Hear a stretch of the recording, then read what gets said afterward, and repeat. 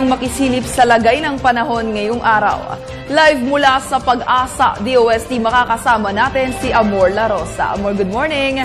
Ano ang lagay ng ating panahon ngayong Tuesday?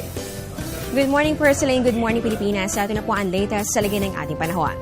Mula po sa pagiging tropical storm, ngayon po ay tropical depression na lamang ang kategorya na binabantayan natin na Bagyong Doming. Alas 4 ng umaga, kanina namataan po ito ng Pag-asa. Sa layong 620 kilometers, yan po ay sa silangang bahagi ng Davao City. Taglay po nito ang lakas ng hangin nga abot ng 55 kilometers per hour.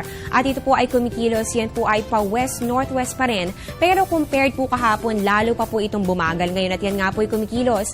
Yan po ay 5 kilometers per hour na lamang. At ngayon po patuloy po tayo magbabantay kung ano nga ba ang magiging development dito, lalo pa at ito po ay nananatili pa rin dito po yan sa ating karagatan.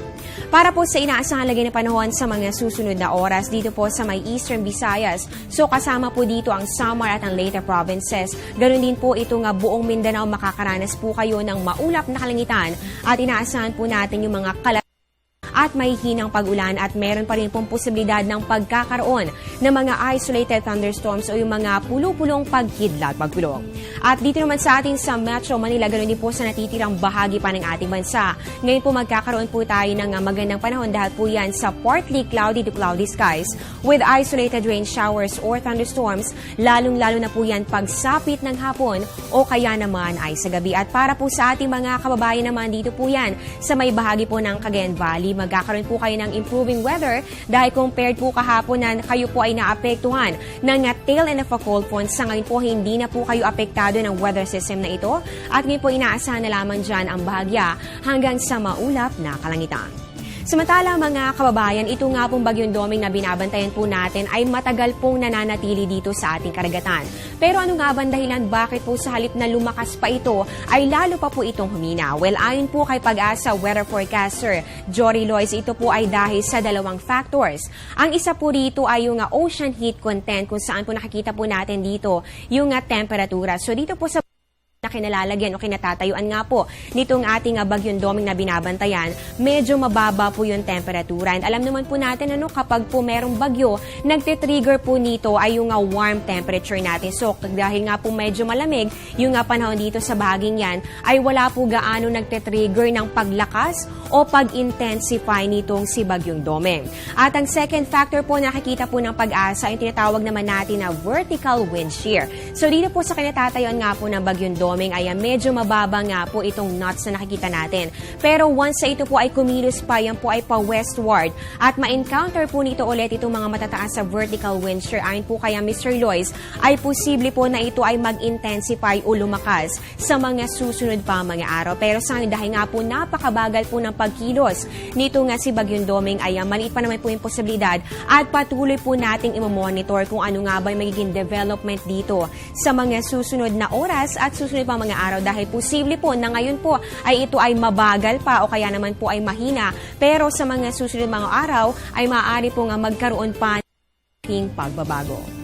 At ngayon nga po yung taong 2014 sa buwan po ng Abril, nakaisang bagyo na po tayo. Yan nga po itong kasalukuyan natin binabantayan na si Bagyong Doming. Pero gaano nga ba ka-rare ang pagkakaroon ng bagyo sa buwan ng Abril ngayong tag-init? Well, ayan po, aalamin po natin yan sa aming pagbabalik. Marami po ang nagtatanong bakit nga ba kahit mainita ang panahon at nasa official hot and dry season na tayo, ay may bagyo pa rin dito sa loob ng ating Philippine Area of Responsibility. Ayon po sa Pag-asa, hindi naman po natin inaalis yung posibilidad na magkaroon ng bagyo sa anumang buwan o anumang bahagi ng taon. Mainit man o malamig ang ating panahon, meron chance na makaranas tayo ng bagyo.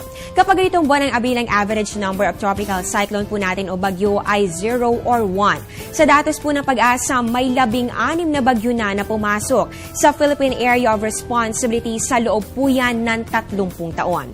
Ang huling pagkakataon ang latest year ay noong taong 2011, yan nga po ay ang Bagyong Amang.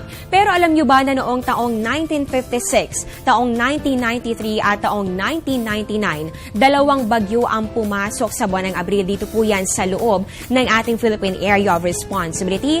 At noong taong 1971 naman, umabot pa yan hanggang 3 bagyo. Dito po yan umira sa loob ng ating POR.